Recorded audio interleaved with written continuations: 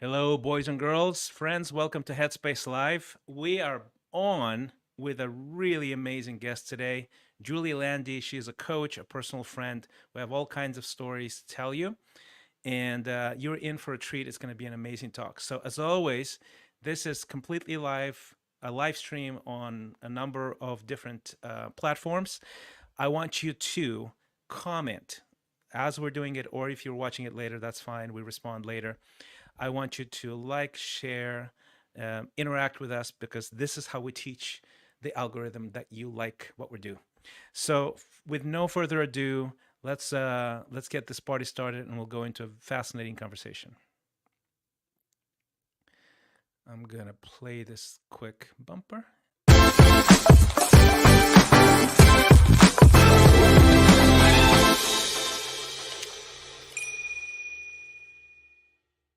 As it is with life stuff, I forgot where the bumper is.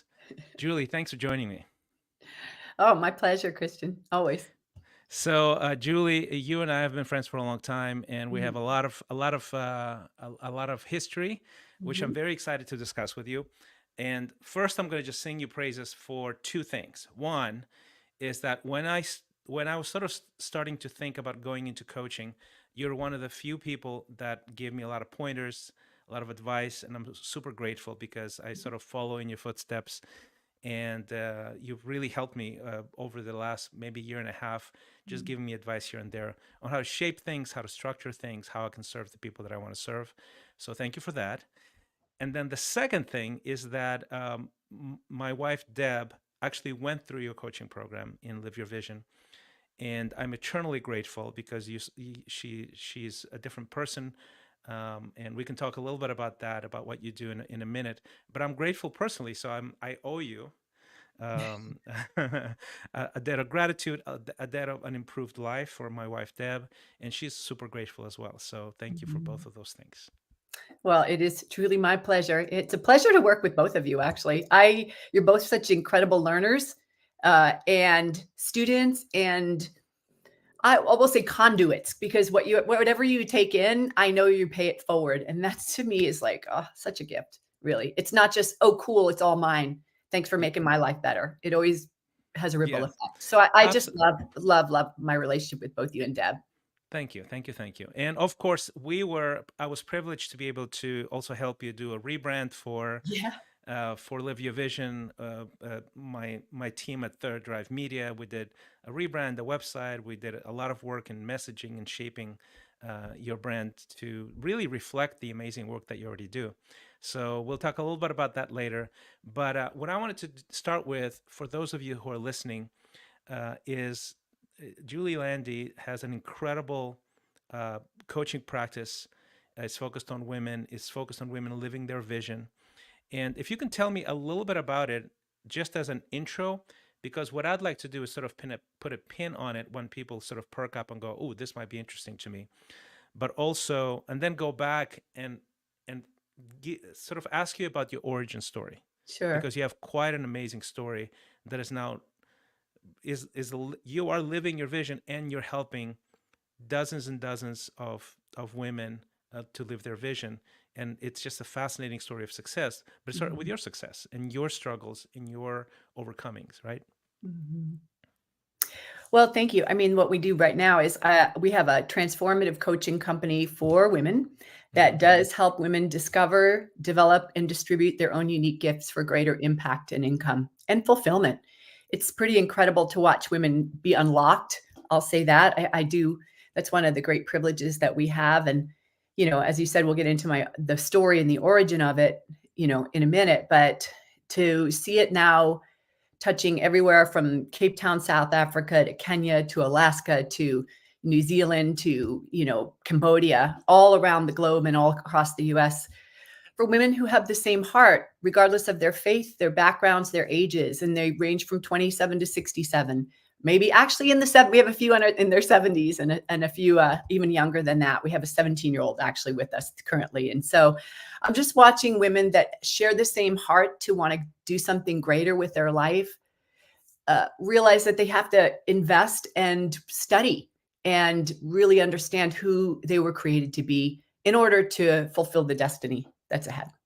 Yeah, it's wonderful. And I love doing Exponential, my coaching program. I've sort of peeked and spied on you unashamedly, and asked you for advice.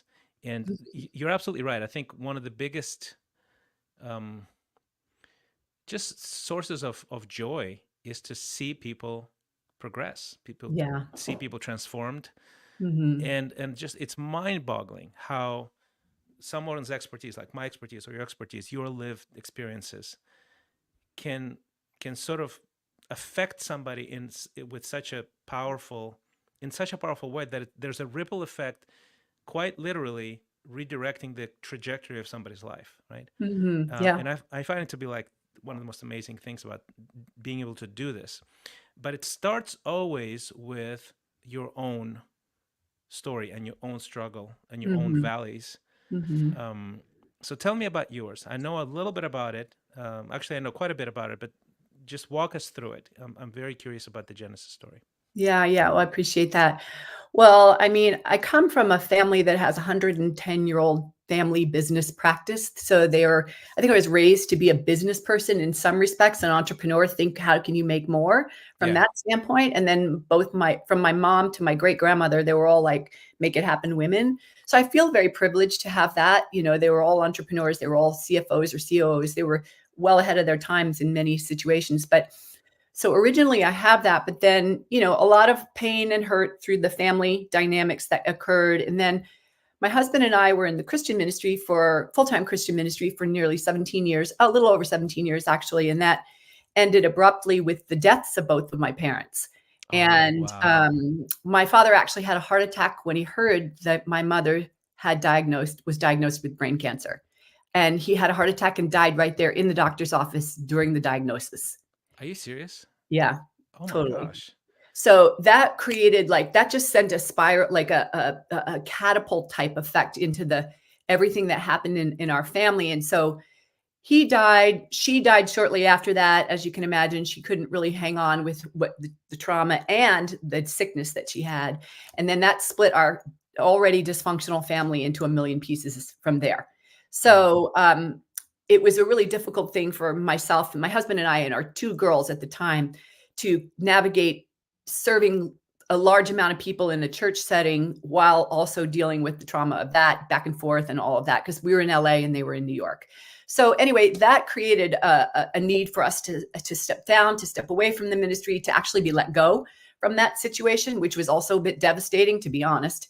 Mm-hmm. And we were, it wasn't 100% fit for us, I'll say. Anyway, my husband and I have different skill sets, I'll say, probably in truth, than just than classic ministry needs. Right. So as I said, I'm an entrepreneur, and he was a military leader, naval officer, and by training an aerospace physiologist. So the two of us together are quite driven, Mm-hmm. and Yeah, the yeah. idea of how do we make the most of that. But I was in such a devastated spot that honestly, I was depressed. I was in the therapist office. I was having panic attacks. I Mm. mean, I was in a really, really dark space for about 3 years post that happening, when we were let go and my parents had died. My brothers were suing us actually through the estate. So it was just it's the perfect storm, I'll probably call it. And I was very, very depressed, to be honest. Don't you think that these things, obviously, when you're in the middle of them, it is just awful. Yeah. But they're sort of sometimes the thing that resets you, Hmm. like just forces you to just go, Yeah. okay, I have to like reevaluate the whole thing, right? Which is not normal for us to be wanting to do because it is painful by definition, right? Yeah. I mean, I literally remember sitting there thinking, okay, I don't have anything in my immediate family, but I have no other family than that small nuclear family that I had anyway, and they were all gone. Yeah, yeah, And yeah, then the church family kind of blew up. And so then there was that. And it's like, where do we live? What do we do? Where do we work? Where do we go? How does that, everything was affected by that. And so there was this time of feeling isolated and sitting still and taking inventory. I call it definitely, the dark night of the soul, as it's well yes, known yes, in literature, right? yeah. For myself. And so there was a question like, what am I even good for? And I Mm. know that sounds so pathetic, but sometimes you just have to ask yourself those things like, what am I good for? Oh, absolutely. It's very real. Yeah. Absolutely. Hmm. Mhm. Because at the time, I was looking out over I was only 49, and I'm thinking, "Oh my gosh, I've got a long stretch ahead of me, and this is not it." This is something's gotta give. And so, what am I good for? What am I good at? What's important to me anyway? Were the questions that I asked, what do I really like to even do? Because, That's right. after Yeah. serving so many for so long, you kinda lose touch with what you even like. You're driven by need. And then finally, what do I believe? I mean, really, these are the questions that you have to ask yourself, the hard truths. And Hmm. as you said, something as jolting as death and Yeah. reorganization in your life like that definitely puts a big pause on things and gives you that opportunity to go, well, It what's it forces all you. about? Yeah, Yeah. it forces you to reevaluate, to take 5 steps back, perhaps even, Hmm. and it's super painful, and yet it's an opportunity, and that's what I say to people. And but you and I both are in the same business, essentially, of Yeah. coaching people, and it's fascinating that I, it's both fascinating and embarrassing at the same time, that this is just human nature. We do not make such intentional, intense, decisive moves unless we're forced to. Mhm. Most of the time, most of the time That's we're true. reactive, we're not proactive, right? And even those of us who are fairly self-aware and we're proactive, there's certain there's certain dimensions of life that even we are still reactive, because it's Hmm. painful to proact, right? And so the people that come, into my sort of phone call, into my internet portal and stuff, like when they're asking questions and get interested in coaching, usually I go, man, you should have sort of made that move like 3 years ago, and it's true about them, but it's also true about us. Yeah. And don't you think a huge skill for us to gain is, how do you maintain self-awareness and almost like a pulse on your own heart and mind and journey, enough Mhm. that not terrible things are necessary for you to actually change it, change direction, recalibrate and upgrade. I mean, that's just the $1 million question, Yeah. right? I mean, I think that's a great question, but I think study of self is underrated and sometimes looked at as self-indulgent or luxurious or unspiritual in some circles. But I mean, unless you can really, like you said, have a really good pulse on your self-awareness and have it understand the indicator lights on the dashboard that work for you, Yeah. you really can get off course pretty quickly. And it does take something as cataclysmic as a death or something traumatic that Yeah. A course correct divorce, you. Yeah. Yeah, it's bankruptcy, horrible. Yes. addiction, things like that, right? Right, right. Yeah, But that's absolutely. kinda what we teach. We're teaching about women to become students of themselves instead of judges, Hmm. which is a big concept that's really, really hard to grasp, really for any human, but in my space for the women, because women are heavy the women that I work with anyway, are typically very successful outwardly in many streams of life, like Deb. She's a classic example. Great marriage, beautiful kids, Hmm. ministry, talented, like all get out with her career and different things that she's done over the years. Inner critic that's so loud. And the more Hmm. successful the person, the louder the inner critic. That's what I've Yeah. heard.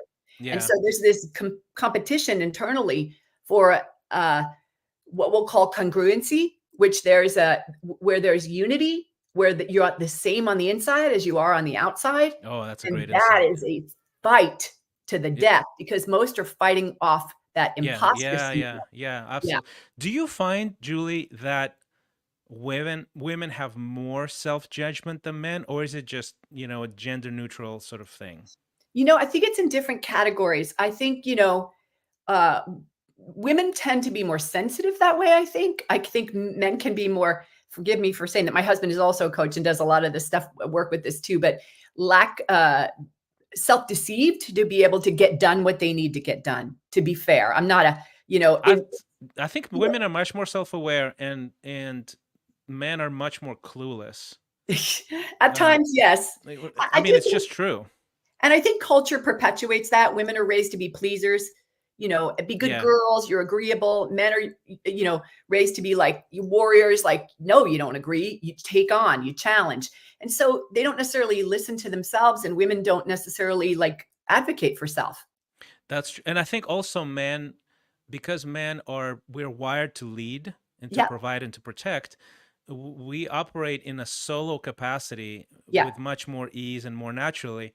And if you don't have feedback from people around you and you're sort of solo, flying solo, you're going to Mhm. be more clueless. And if Yeah. you talk to other people and are more vulnerable and more communicative, you're going to be less clueless. And women tend to be more talkative, more social, more vulnerable. Mhm. And I find Yeah. them to be healthier in that sense, right? In Mhm. the sense of in the sense of being self-aware and knowing the problems before men do. Yeah. um, and then at the same time, obviously with women, it seems to me that the whole self-critic thing, um, it is, it does sound to me true. Yeah. I think we all have, I mean, we all have Yeah. imposter syndrome, but I would say women more than men. I can see how that might happen just because of the Mhm. way things are, you know. Yeah. I love it. There's just nothing that brings me greater joy than watching a woman embrace who God has created them to be in all the glory of that, Hmm. and their strengths and their beautiful strengths, their values, their passions, their life experiences, and go, ah, this is awesome. I love who I am.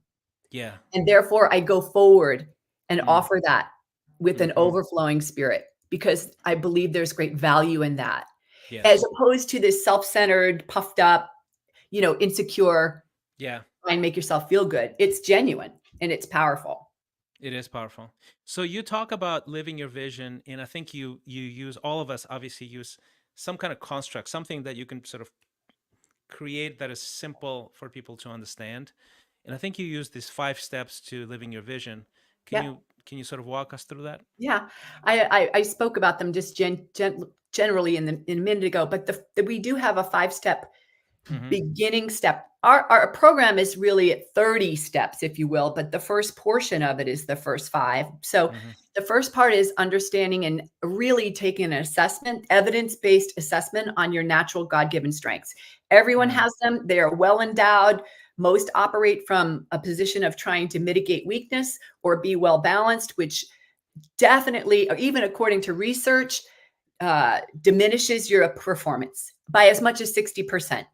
And Hold on, so hold on, once hold on. So if you focus on diminishing weaknesses, no, diminishing strengths by the focusing on weaknesses. Yeah. on, oh, okay, got it. So basically, you're not focusing on strengths; you're focusing on weaknesses, so you can minimize them, and that objectively, there's data to support Yes. that. That's not a good move. Is that what you're Yeah. saying? I mean, there's been so much research done, but strengths-based focus, well, like, for example, there's a study that talks about when managers, companies that have managers that focus on their employees' weaknesses, those Mm-hmm. employees operate at about a 24.6% below average. If Huh. that manager is focused on that employee's weakness, think about it, that employee goes into hiding. They're always Yeah. going to be caught out, right? Mm-hmm. On the flip side, the companies that have managers that are focused on the employee's strengths operate at about a 36% above average rate because they're Mm. looking for all the ways they're doing things right. So they're taking greater risks, they're growing, they're offering things up. That's almost a 60% differential. That's When- huge. Yeah. And I watch women transform because that's step 1 of That's what we step do. one. Yeah. Uh huh. Yeah. That's step 1 of what we do of And that's 30. already transformative. Oh, if they never did anything else, that would blow their world apart. And it does. I watch women in their relationships, their health, their finances, their jobs, their spirituality ascend. They're like, Mm-hmm. they become little mini powerhouses wherever they are because they have a 60% jump in their abilities there. Mm-hmm. So what's the second step? Oh, step 2. Yes. Values, we align them with their values. It's really, really important to get clear on what's important to you because a lot of times for women, especially being sponges that we are and accommodating, we are imposing values of others upon us and taking them on as our own, whether it's from our role, our husband, our family of origin, or a community that Mm-hmm. we belong Yeah. to. Yeah. Uh-huh. And so getting clear about their true values, what's important to them, allows them to make decisions that are much more healthy. So they can be healthy decisions that are sustainable decisions that are ultimately successful decisions. They're huge. It's huge in the area of what we're all about and boundaries and things like that, that people are the buzz that's always being talked about there. But the values are your foundation for your boundaries, your guardrail. Can you give me some examples of perhaps a shift from what a perceived sort of a perceived operating system in values, Yeah. and maybe a couple of examples of, okay, here's actually what's happening, what's actually been your value all along, but you haven't really emphasized that. Sure. Okay. So many times women come and they'll do almost two sets of values. The first, the ones that they think they should have, which is Right. what you're talking about, the perception, right? Yeah. I should be valuing family happiness. I should be valuing community. I should be valuing generosity. And yet, when we peel the layers back, not saying that any of these are bad or wrong, their honest truth is they value autonomy. They like to work alone. They Mm-hmm. value uh, aesthetics. They value financial wealth. They value things that actually in their minds they have thought were wrong. And so they have this inner Interesting. fight. And Because it so, feels selfish and yeah, materialistic. exactly. As opposed to trusting that that's who you were made to be and that's how you're supposed to be. And there's a purpose for this. Yeah, yeah, yeah, yeah. That's fascinating. And I think honestly, that's what you mentioned. I'm so glad I asked those examples, because autonomy, that is a big deal for anybody. But I Yeah, think when I think for women, because of gender roles, and there's nothing wrong with gender roles either, but it's almost like distorted gender roles, I would right. say, Yeah. incomplete gender roles, unenlightened gender roles. Hmm. Autonomy seems to be almost like a contrary thing. Right. It's like counter feminine. You're not allowed to be autonomous Yeah, if you're a yeah, woman. or it's almost like, it can feel or be being construed as rebellious and sort of, Hmm. just this is not a feminine trait. Money, same thing, right? Yeah. I mean, Uh-huh. money in general, for many of us, especially in money is very distorted even in Christian faith, Oh, without a doubt. because of that shadow of the love of money is the root of all evil. Hmm. That little word gets removed, which is essentially the idolatry of money is the Right. root of all evil, and then money becomes marred in Yeah. this, and it's like massively, massively distorted money issues with people. Hmm. Without a doubt. Mm, So then there's that step two. Step three is we look into what you're passionate about. And this is where, sadly, a lot of women come and they're just passionless. And mm, they think that that's the way it should be. They've been living in survival and responsibility for so long, serving so many, doing the right thing, being super noble and responsible yeah. at at the expense of their ignition in their heart. Mm, And the danger of that, however, is like one woman came to me and said, I'm so afraid I don't love anything anymore. Like I'm not excited about anything, not my husband, not people, nothing. Nothing lights my fire anymore. I feel like I'm losing touch with all reality because I'm just slipping into this sort of gray zone. mm-hmm. And so the importance, understanding it was one, is to be fully connected, present, and alive in that passion. In addition to that, passion is the seed of all innovation and creativity and problem solving. I mean, we wouldn't even be talking right now if it weren't for the passions of those forefathers of ours that really wanted to see digital, a PC on every desk. You think about the IBM people's mantra or Steve Jobs who wanted to make this accessible to us. Yeah, yeah, They were so passionate, and that yeah. brought innovation, which creates which is solves problems for our world. So we squash passion and we squash opportunities to solve problems and serve. Mm, absolutely. And then the fourth one is your life experience. We look through women's Okay, entire can lives. I pause you Okay, for a second? And sure, this is, I'm compelled to say this sure. as a guy. Gosh, especially if you're a guy out there and you're listening to this and watching this, and especially if you are driven and ambitious and you're doing stuff and you're up to stuff. The the the line where you cross from your ambition to essentially sucking the air out of the room and not nurturing your spouse Yeah. is so thin. Hmm. It's so thin. And I've crossed it a lot, a lot with Deb. And it's taken us years and years and years to sort of fine tune it, even be aware of it to a degree that is healthy for us as a married couple. Um, and also, and it's still crossed. That's the thing, and that's what, like, the reason I'm responding so strongly to what you're saying is that, Hmm. gosh, I catch myself doing that all the time. Hmm. I do not. even in the from the bottom of my heart, I'd never want to cross that line, but I do. Mhm. Yeah. It's just in the moment you prioritize your vision, your ambition, your responsibilities over hers, and it might not be a big deal in the moment, but it sort Right. of it builds up. Oh, it does. As It one builds has up. been married for 37 years, don't I know it? And we're making all sorts of changes in our own marriage. It's funny you should say that, Yeah, Christian, because for yeah, that very reason, we have to separate and start to respect one another's, yeah. designs. Yeah, exactly. And I think that's a massive thing that you just said, and I wanted to sort of pause and acknowledge it. In my life, it's a big deal. It's a big, Mhm. big deal. And the stronger you are as a man, the more sort of visionary, the more driven you are. And I am. I'm a big Yeah. personality.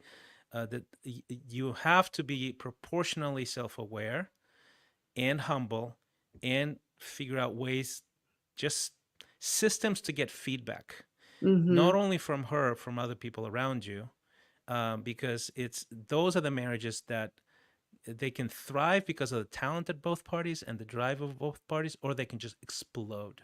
Yeah. And I really think, the horrifying stat is that 75% of divorces are initiated by women, and Mhm. I believe that's not because women want to be separate from men, more than men want to be separate from women. It's because women take it for decades, Mhm. Yeah. and we sort of overstep, and there's all kinds of societal, psychological, gender role, that kind of thing. All of those things are honestly distorted, and I believe as a Christian that those are distortions. They're not the just being ultra aware and being nurturing and listening to your wife and just adoring her. That's the way, and that's sort of my honestly, that's like my number Mhm. one thing I'd say to married people is that your job is to present her radiant. Mhm. That's your job. It's Mhm. not. It's the main job is not to provide or protect. It's to present her radiant. It's a much Mhm. higher goal, and it's not an easy task. I gotta say. So No. I just wanted to acknowledge that because I think it's so true, and it's so important for you to nurture those things in women and make them Mhm. aware. I do have a follow up question because, okay, what if, not it's what if, but it's probably true in most cases, Mhm. that the women that go to you, they go, man, I don't even know where my vision is anymore, right? Oh, yeah. And I've been living somebody else's dreams, essentially, Yeah. Mhm. responsibilities, obligations, all of those things. And I'm sure there are a number of them that say, I'm done with this guy. Oh, like, yeah. There are. like because especially if you become self-aware, that you've had sort of repressed desires and designs and things like that. Mhm. um, and I'm sure there's got to be some of them who arrive in that state of, oh, now you've made me more aware Right. of how repressed I am. I'm, I'm out of here. How do Well, you? Is it's there a funny way to sort of diminish that and perhaps yeah. actually heal? Well, it's funny you should say that because part of my drive too is back in my dark night of the soul time, I had 5 friends that were couples get divorced that were married somewhere between 17 and 30 years. Okay. Variety of faiths and different situations, but I was so, like, perplexed by that, and I just thought, "Well, that doesn't seem right." Like, okay, why do we give up on each other or why do we give up on ourselves? Why is that? And so I know everybody has their reasons, and lots of times there are legitimate reasons that are far outside of my realm, like addictions and abuse and things like that. But Yeah. what I'm Hmm. talking about is what you're discussing, which is this sort of hardening of heart that comes Yeah. on. This slowly gradual Yes, hardening of slow over heart. time. What I did is I just called the women to stop hiding behind their husbands and stop using that as an Ooh. excuse for you to have a resentful, unloving heart. When you're not taking care of yourself, he can't do that for you. Right. And so it's your obligation to care for yourself. It's your obligation to invest in yourself. So that may mean going to guns with him to get the money and the support, to get the coaching you need to build yourself into the kind of person that is, once again, an equal match and That's what I'm not a talking about. lesser Yeah. vision. And so I Yeah. have watched so many marriages. It's funny you should say that, Christian, Yeah. heal and be reinvented, my own included, Mm-hmm. because the woman finally took a role. I have this diagram that I send out to women. What the dynamic that Joel and I used to have, because Deb and I joke about this, I'm sure you don't mind, married to a star. what it Yeah. means to be married to a star. I actually wrote an article about it because Yeah. there's many women in my position where they're married to a star. And That's Deb right. and I, like I said, would joke about that from time to time, what it means. But Hmm. I had this diagram. It was a Venn diagram. And typically the first piece was before this work we did. And it was Hmm. a big giant circle. And in that circle was a little tiny pin dot, the big circle being Joel, the tiny pin dot being me. Oh That's my how much gosh. space I took up in his world in Yeah. order Yeah. to not interfere with him, because I thought Yes. that was Yes. the right thing to do and support. Now, as we grew, both of those circles got a little bit smaller, but they became interlocking circles where there Right. was equal distance in the middle that we shared. And then we had our own separate lives that were the same size in Hmm. terms of importance. That is the dynamic shift. I can't think of a better diagram or visual of that I'm Mm. really like help women get emboldened and empowered in. You don't have to, cashing it in is not going to change it. You go to somebody else, you're going to do the same thing. You bring It- you with you. oh, The, that's the great thing is insight. that you got to grow and learn how to have whatever the kind of conversations are you need to have to advocate for a shift in your dynamic, for a new relationship Mm. within the same relationship that you have. So Right. I definitely fight it out, and I watch women do two things. Most times they rise, and it might be a little friction for a little time, and then they settle into this new space, which is normal development of long-term relationships anyway. Wow. Yeah. And then secondarily, if they're single, they start to attract a higher quality of man who will respect them and not take from them, in that sense. And then on the rare occasion, we do have women that go through with the divorce, and we support them because that's their choice. Of course, we're not here to tell them that's wrong or bad, but all along we say, you know what, grow now because you're taking yourself with you. That's right. And Yeah. that's the bottom line. Yeah. That is fantastic insight, Julie. So good. Oh my gosh. And I mean, and the thing is, look, if you marry a star, It's what you get. there's some benefits to it, and there's some of that stuff. And I think that Deb is among other women. You can probably confirm that she knows how to fight. She's Italian. She's a feisty one. She is She's a that. very She is. feisty one. Yeah. So when it comes to advocating, she has no problem advocating at all, and I just love that about her. And honestly, I love that about her because sometimes I am so clueless that I need someone. I mean, as a matter of fact, I married her because of that. Mhm. Usually the case. Yeah. I married her because if she doesn't advocate, the whole thing will fall apart pretty quickly Yeah. because I'm hyper focused on something and I'm not paying enough attention. But also at the same time, for me, like even with a strong advocate of a wife, an Italian feisty, fiery girl, we just had a bump like 2 days ago, and it was pretty fiery, and I'm like, oh my gosh, what happened? Uh, to me, things like that, when you see a spike in advocating, I think that's a really healthy thing Yeah. because to me, it's like, okay, I've lost touch, I've lost the pulse of us. Mhm. I got to find the pulse of us again now. so so if you're listening to this and you're a guy and you're a strong guy, please pay attention to that. And if you're married to a star, advocate. I think that's really good Mhm. advice. Okay, so let's go to the next step. We paused there because it was like pretty Okay. meaningful to me. Yeah, Okay. yeah, yeah. No, great. So then, yeah, the next step is really looking through your life story because, many people do a lot of life story work and things like that, whether it's for grief or their Yeah. resume or spiritual reasons for their sin studies, whatever they do, they often go through that. And so what we do when we go through people's lives, so is when rarely do they do this, the whole life from start to where they're at currently. And we look for their unique point of view Mm, because underneath their whatever it is that they do, whatever happens to them, they have a specific way that they approach things over and over and over and over again. And we pull that, what we call that golden thread out, and it's recurring multiple times over. We'll see it. It's very difficult for the individual to see it. It's like being in the forest, can't see through the trees, right? But with the confidential partnership of coaching, that coach has been trained to look for those recurring themes that can help pull it out and then craft what we're talking about is their deep driving why. And because that's really what the way they're going to approach every situation, whether they're aware of it or not. Once they become aware of it and can put words to it, like what they really believe, for example, is what we're driving at. And I don't mean like a spiritual belief, like heaven, hell Yeah. kind of thing. I'm talking about what they believe about the way the world works and the way they're supposed to fit into it.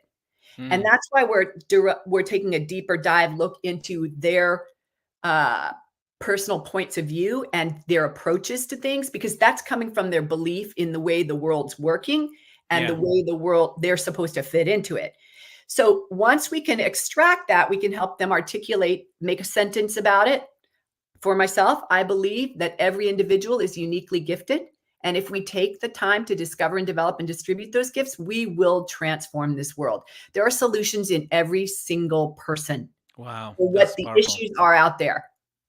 And I feel very called to help extract those solutions, to call women out of hiding, to no, bring it forward, pay it forward, bring it. You're part of the plan here. And so, I really believe in that. Here's a practical question. yeah. If somebody has buried those gifts, Mm-hmm. ignored, compartmentalized, and it's so deep somewhere, it's there because we all Yeah. know it's there, right? I believe in that wholeheartedly, just like you do. How do you, as that person, how do you come into a coaching program and you sort of want to believe, right? You wouldn't have paid the money otherwise, right? So you want to believe, and you know you need this work, but your emotional state is so stunted, so numbed, that you're there and it's hard for you to even make the first 2-3 steps. Mm-hmm. What would you say to someone like that, or even considering coaching, for example, right now, and you go, Yeah.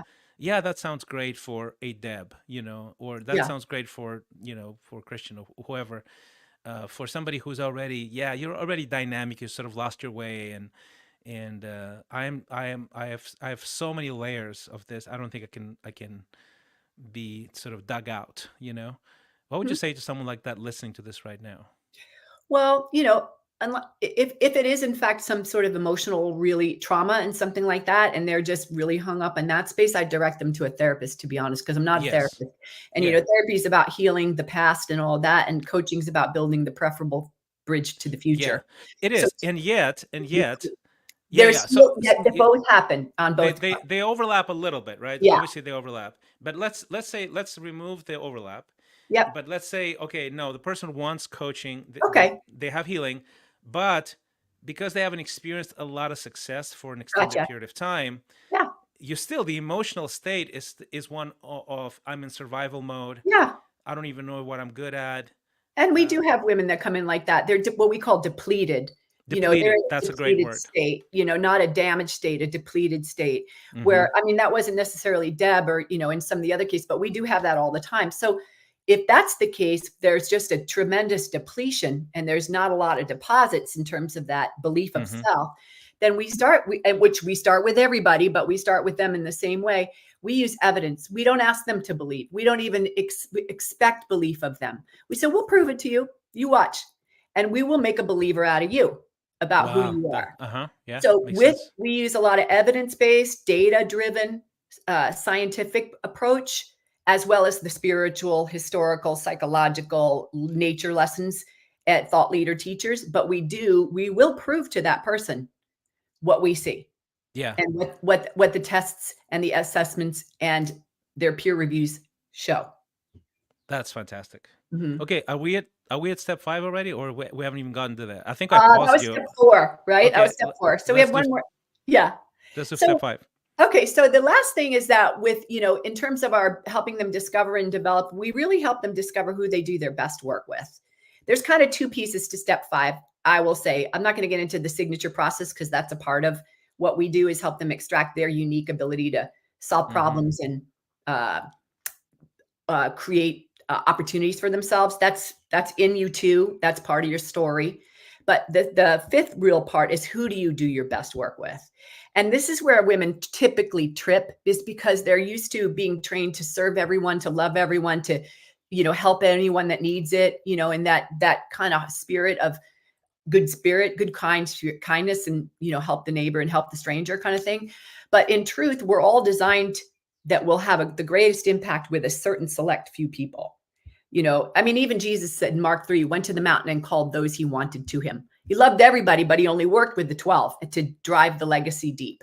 Yeah. And so, we help the women understand who are they going to really make the biggest dent with. And that's a very specific type of person. So that translates into all sorts of things when they get the right chemistry on who is their avatar, we call it. It could be whether it's going to be their boyfriend, it could be a business partner, it could be best friend, it could be a mentor. Once they get that prototype of who that works, they do their best work with, it unlocks a whole new world for them. So And we're again, talking about your sort of the inner circle, or are we talking about, oh, this is the type of person you do work with when you start a company or you join a company or a well, believe it community? or not, it's similar. It's both because I mean, your really inner circle, of course, is reserved for a select few, as we well know. Mm-hmm. And that's a very sacred place that takes a lot of testing and trial. Yeah, But even some of your inner circle, in terms of those people, are not people you'd necessarily partner with to go on and do a business outing with, or that's you'd right. even necessarily marry, Yeah, right? yeah, So yeah, we're yeah. talking about people who you can really have a mutual exchange with, that you Mm-hmm. can deliver the your I'll say deliver your greatness to, and they will receive it with gratitude and send it back. There's this sort Mm-hmm. of mutual Yeah, yeah, edification yeah, happening. yeah. I call that. I have a term that I actually just made up called friend blend, and it's Yeah, basically basically the sum of all of that relationally, and it affects you profoundly as a human yeah, being, right? yeah. So, uh-huh. And the sum of the two are way more than the two, right? Way Yeah. more than Yeah, two. yeah. So it's like synchronicity, or I don't even know what that word is, but it's more than you ever asked for. And so Mhm. we help you to identify who are the people that you get that bring out more in you, and that you bring out more in them. That's where the magic happens, because we're Mhm. communal as Yeah, human yeah. beings. Oh, that's wonderful. That's awesome. Well, thanks for sharing all of that. It's profound, it's wonderful. It's helped my wife tremendously. I'm eternally grateful. So, before we have maybe like 10 minutes left or something like that. But I was going to ask you about that picture behind you is that logo that we developed called Oh, Live Your thank you. Vision, right? Yeah. And we searched for that logo for a long time. It's like it took us a little bit of time to do it. And and and the reason, and obviously we designed your website, our team did, and I'm so pleased with it. And it's actually not even live yet, but it will be soon. But let's talk a little bit about sort of the power of personal branding, why that's important. Because you and I first talking about that, you were doing already remarkable work, but some of the messaging, some of the visuals didn't reflect that work fully, right? Yeah. And the work will speak for itself anyway, right? People will refer people. You don't need a website or a logo for that. Your brand is the quality of work that you do and how you help people. But the digital media presence it has to overflow with it. And Mhm. let's talk about how you feel about personal branding in general, branding in general. I'm Yeah, curious. it's so fun. I mean, I'm just so tickled because this logo, Christian's right. We went round and round and round over the icon for the logo and the font Yes. for that, and it's now being trademarked. So I'm super excited about that. But we're making all sorts of cool things out of it, like our really cool Nux luxury line. Activewear line that we've collaborated with, that we're partnering with. We're having jewelry made with those geese. I mean, it's just beautiful, solid gold jewelry. I mean, it's beautiful. People love the logo. I love the logo because it's rock. I mean, and I think that's what Christian was trying to get at. He wanted me to really be excited about what we were doing. And we were like, yeah, it's nice. Yeah, yeah. But that's not what I want to say about Christian is that's not what he wants for you. He wants you to be like, I want you to make jewelry out of it, sell it to the high heavens, Exactly. That's out from exactly what I the want. Yeah. heavens. You're so happy with the work that we've done that you're going to put it everywhere. Yes, And that's I exactly think what I want. for Yeah. us, we had worked so hard on the internals, like Christian was saying, that our externals were a bit neglected, and we'll say elementary, and still are if you look at our website. So be kind when you look there. You'll see the It's new, coming. It's coming it's soon. coming, right? The new and improved version is on its way. Yeah. So, but I think that, like I said, we started with somewhere. We wanted to get proof of concept. We got rolling with all the activity and the demand for what we have. But our marketing looked a little kindergarten when when people would come in, they'd go, "Wow, can't believe you guys are so professional." That was the problem right there, is that That's exactly it. Yeah, they didn't see it. We weren't accurately represented. So that's right. to me, branding is about accurate representation, congruency, inside and out. The same thing that we're asking the women to be is to own and embrace the greatness that God has given them within themselves. We're asking Christians calling us to. Well, like, then if it, because your program is doing so much for so many, then let's represent it properly. That's And I right. think that's what branding is. It's proper representation, accurate representation. Yeah, exactly. And I think, it's fascinating how the people go, well, it's just a logo. Nothing is just a logo. I The know logo you is heard me actually telling you it that. No, that it's took not. that took yeah, I keep saying like this is I promise you. Like in theory it's like it's a picture with some words on it, right? That's Right. going to take 10 times quicker to do than the website. Nope, it's actually the opposite thing.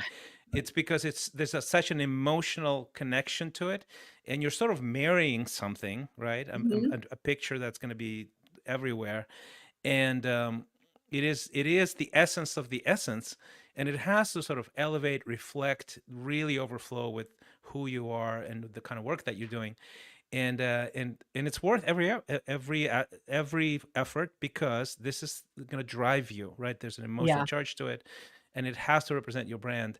And what I loved is that your sort of original logo that you can probably still see on the website, um, it was fine, right? But tell me about the geese, right? Yeah. That was the sort of the origin story of the geese is actually Mhm. quite fascinating. And Mhm. of course, you personally ended up developing sort of the signature sort of winged Y's on the fonts that we then sort of implemented, and it's so beautiful and feminine and inspirational. So the text supports the geese, but tell me about the geese and the idea behind those. Well, as I said, we use all sorts of things to learn from. We realize we can learn from everything. And in nature, there's such a powerful metaphor about the flock of geese. Geese in and of themselves, when they fly in formation, they will go 78% further together than one will alone. That in and of itself was unbelievable. They also Wow. fly higher than an eagle. They honk in order to encourage one another. All the things you've heard and know about geese if you've ever been around any of them, but they have an incredible companionship. The draft that they create for the ease for the other one flying in formation from the lead is amazing, and they rotate leadership over and Mm. over. They don't, it's Oh, not one wow. person, is it? So there's so many stories. We actually teach many lessons from the lessons from the geese within our group. It's not a sexy bird for most women, think they don't think geese. Yeah, yeah. I Yeah, want to be a goose. it's not a swan, right? No, it's not a swan, a phoenix, or some of these other beautiful, a sparrow, or some of these other beautiful birds. Yeah. No, not that sexy, but it's a community bird. And the message of community is what we wanted to send, is that in and of themselves, a goose is powerful. And boy, if you haven't never gotten up close to a mother goose with their young, there've been Oh, stories yeah. of being, animals and young Oh, people, young I see children. them every day. I see them every Yeah. day. We go for walks around this pond, Yeah. and I have even sort of an analogy where, are you a duck or a geese or a Yeah. goose? Because a duck will run, a geese will stand its ground Oh, it will. every single time. It's crazy. It will. So to speak about your feisty advocate Yeah, wife, that's what I'm exactly. talking about. She's Yeah. a goose. Yeah. And then you put her in a flock and watch out, Yeah, so exactly. that's Oh, the that's a good metaphor point. there. Yeah. Yeah. Yeah, yeah. Oh, wow. That's beautiful. That's awesome. Mhm. Well, we got to wrap it up. And by the way, like I wasn't intending this, but I will put the Third Drive Media URL on the screen, Of course. thirdDriveMedia.com, Yes, yes, yes.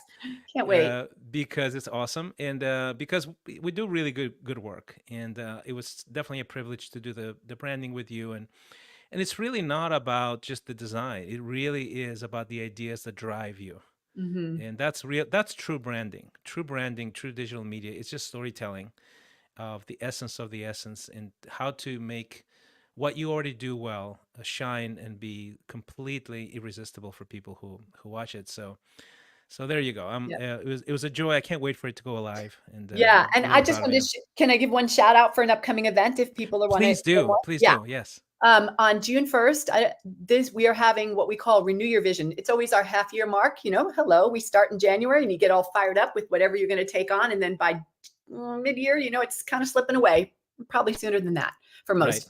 but it's always a great place to pause. And so June 1st, we're having what we call our Renew Your Vision. It's a masterclass. It's online, and there'll be 5 women talking about how they took their passion and made it profitable. And that's a whole nother animal that we get to talk about, is the power of money with women, which we'll do more conversation about there.